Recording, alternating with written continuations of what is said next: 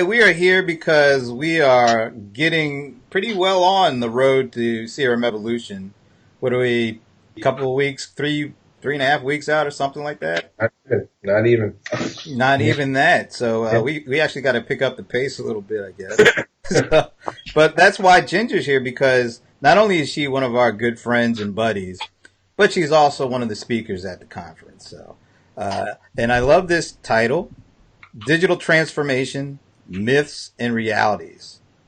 So, since this is about the road to evolution and we're spending time with some of the speakers, you got to tell us, maybe give us the top myth and the top reality when it comes to digital transformation.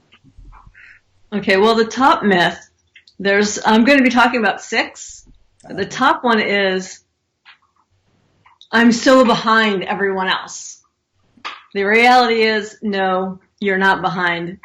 We're all in it together. There's some fast movers, sure, and you need to keep moving forward, but you are certainly not alone being in the middle or even the back of the pack. So what makes people even say that? I mean, what is it they're looking at that makes them think, oh, everyone else is so ahead of us in digital transformation, I know that because, and then completely turn it into a myth? You know, it's just, there's so much hype in the market. There's so many different opinions on where you should be, what you should be doing. A lot of the vendors, of course, have, a vested interest in fast movers and everyone else, adopting the different technologies to help them along in their digital transformation. So it just causes this, it causes all the hypes and all the myths about what's going on. When you hear the success stories get so trumpeted that you feel like, oh, gee, I must be so far behind. And even some of the companies who are doing well in some areas are still behind in other areas because it's a whole journey. So I think that's what causes all of this to be happening. So do they go back to their corporate boardroom and say, we got to do this because everyone else is, and we're already behind, so we really need to speed it up, and then they speed it up and they kind of fail, and then, or they kind of, I mean, what happens, basically? Take us through, if you were defining, because people have a hard time even figuring out what digital transformation really is, even. I mean, they know the term, but they don't know what the substance is, so kind of take people through kind of the what it is and how you apply it so that it has a real result. Because I think a lot of people just don't know. Not that they don't care, they just don't know. Well, I think part of that is because digital transformation is going to be unique to your organization.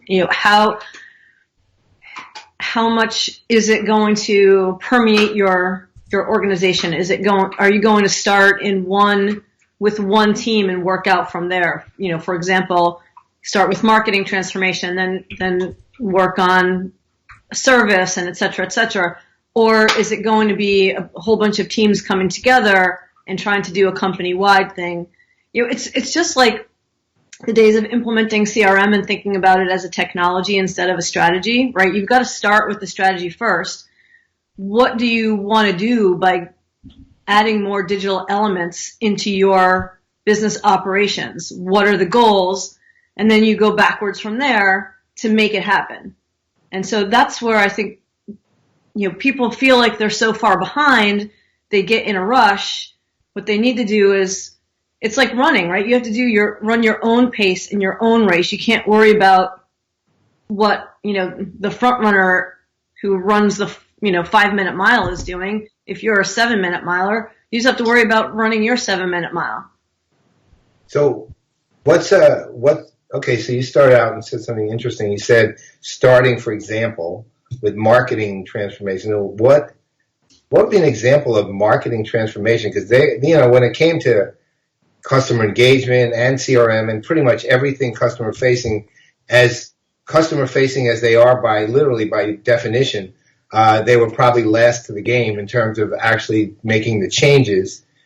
And when you're talking about marketing transformation, that's kind of a big deal, right? Especially given the mindset of marketers. So How's that get done right, and what actually happens? What actually gets done? How's it get done right? That's kind of a loaded question. Right. I think probably the most important elements are communication and collaboration, right? So, like I said before, you've got to start with your strategy. If you don't have that, you don't have the roadmap to where you want to go. And then your team needs to be working together. I've got a great example of, I just spoke to one of the execs from Virgin Holidays, and their transformation started with quick wins, right? So they added some, they started using Phrasee to add AI to their email testing, right? They didn't have the size staff to be able to do extensive testing, so they added this tool which has AI for subject lines, and they saw a lift there. And then that win got them to be able to say, all right, well, we've got the outside done, let's do the inside of the email. And they brought in movable ink and started using that to do personalization. And then they found, okay, well, those two things are going really well. But because the way we have the data set up, it's making it take too long. So they brought in Adobe Campaign. And then they ran all their data through Adobe Campaign. It simplified the process. It went from a day to like 20 or 30 minutes to creating a campaign. Wow. And they saw just incredible lift across the board. So that went so well that they said, okay, now what else do we need to do to improve our data models so that we can improve the way data flows through the systems throughout the organization? Okay, now let's bring in customer service, tie the data together through customer service, and then, hey, well, let's also bring customer service communications through our hub. And so now we're talking to the customers in one voice, whether it's marketing, sales, or service. Sales was also part of that shift. So it was like one thing at a time, and their goal was to be even more customer centric than they were.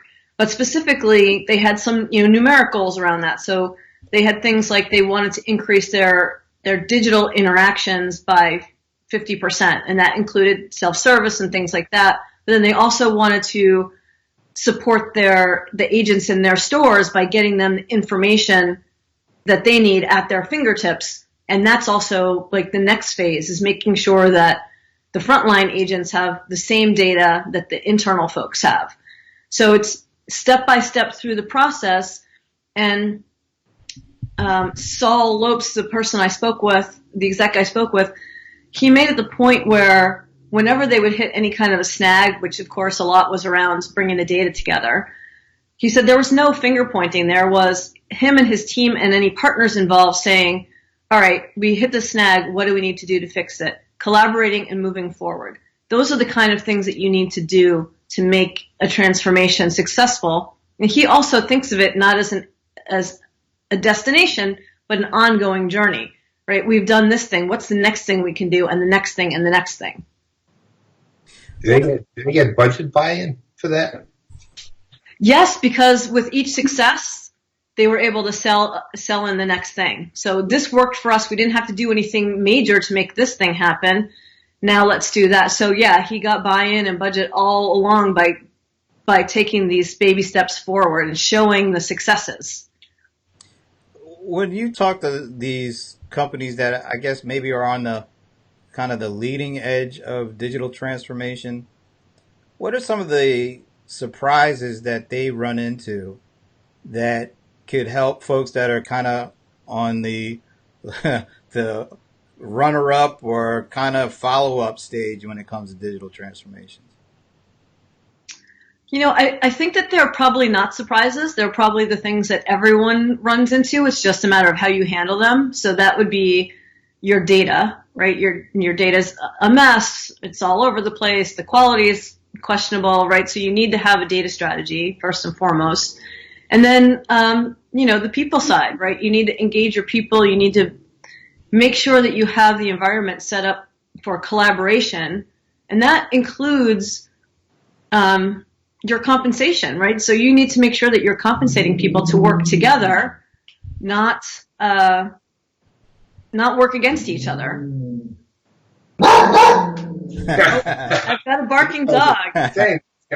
Sorry about that. No, that's fine. One thing I knew is it wasn't my house. Yeah, well, it wasn't my house either. Hang on one second. That's okay. He can come in. He can join in. Is he a Mets fan too, though? Yeah, he's upset about the preseason. Sorry about that. He was upset about the preseason. All right, back in action. What is the Mets record in the preseason, by the way? Oh, I don't know, honestly. Just checking. Everyone's healthy, I hope. So. Well, there's that. So, all right. So, you look, you way back when you were editor-in-chief of CRM Magazine, right? So, and now you're editor-in-chief and CEO and founder of Marketing Insights. So tell us a little bit about Marketing Insights too. I mean, what you're actually doing with it. Is it going to be a publication? Are you doing the consultative side? Both? What?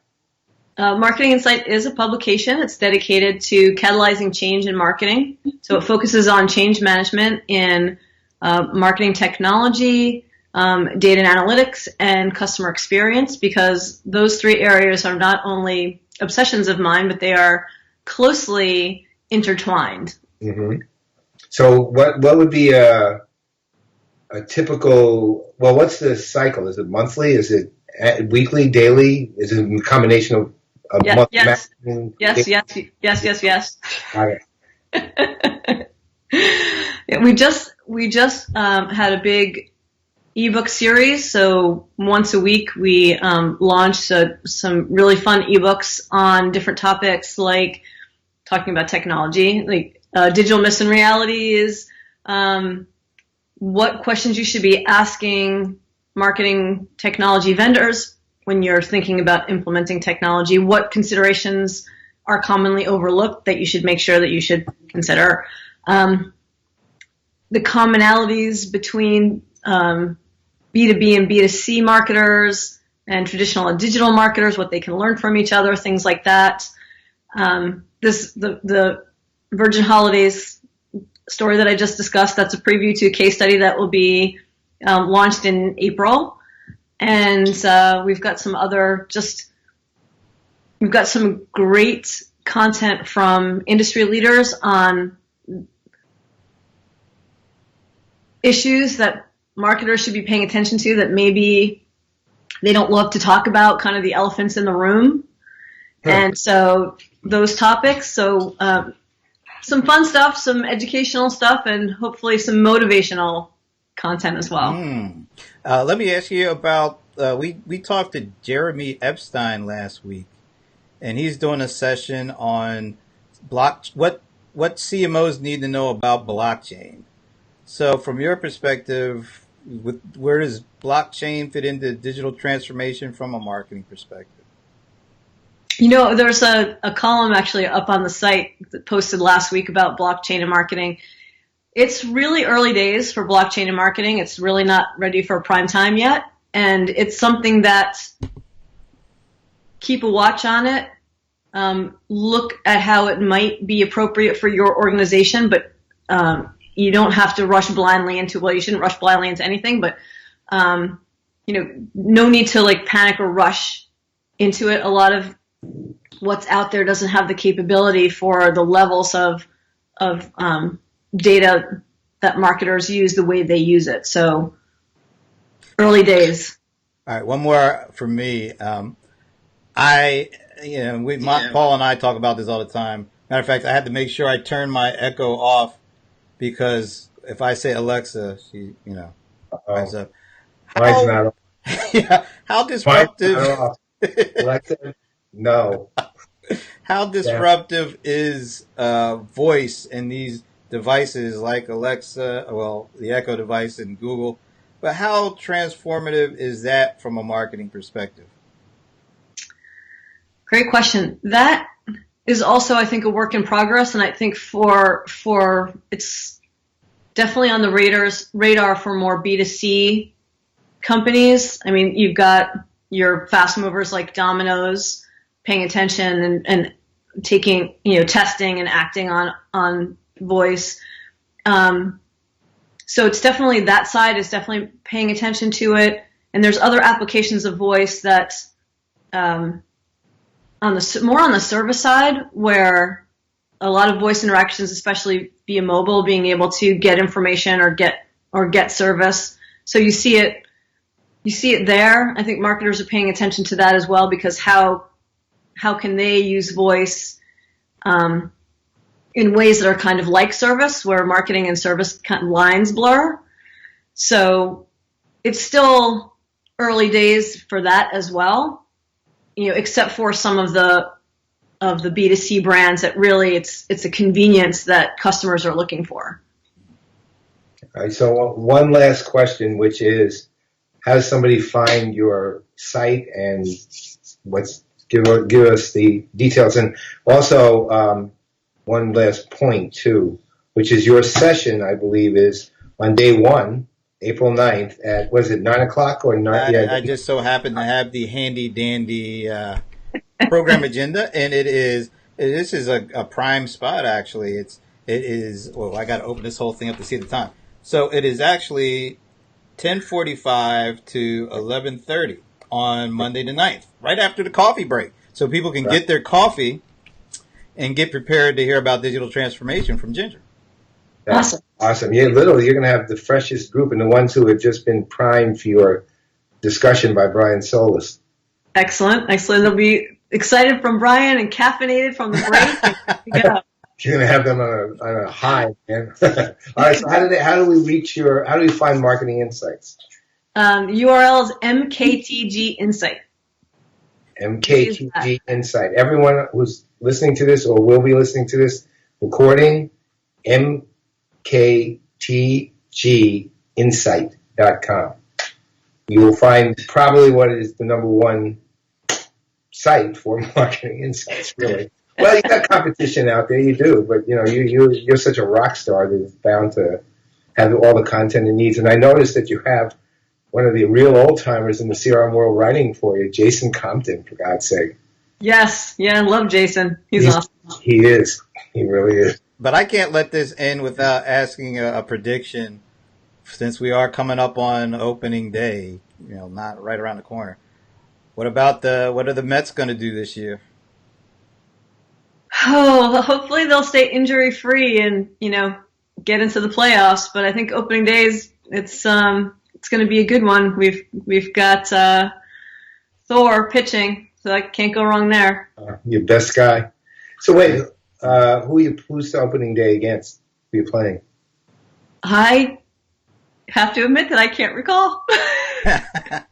But it actually ultimately never matters as long as your team's playing. Exactly. Right, I totally get it. I think the Yankees are playing the Blue Jays in Toronto, I think, though. So to me, that's not opening day. That's just the first day of baseball. Right. Opening day happens at Yankee Stadium.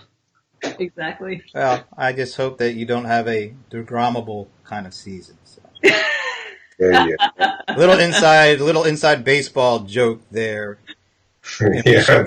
We will keep it way inside on that one. Want to degrominate the competition. Oh, God. All right. So now it's definitely time to end this. So we will see you, less than 3.5 weeks, right? Yeah. In DC. Yeah, right. Okay. We are. I'm so excited. He's giving you a hug through the camera right there. Hug. All right. Thanks, Paul. Thanks, Brent. Okay. See you soon. You are awesome, always.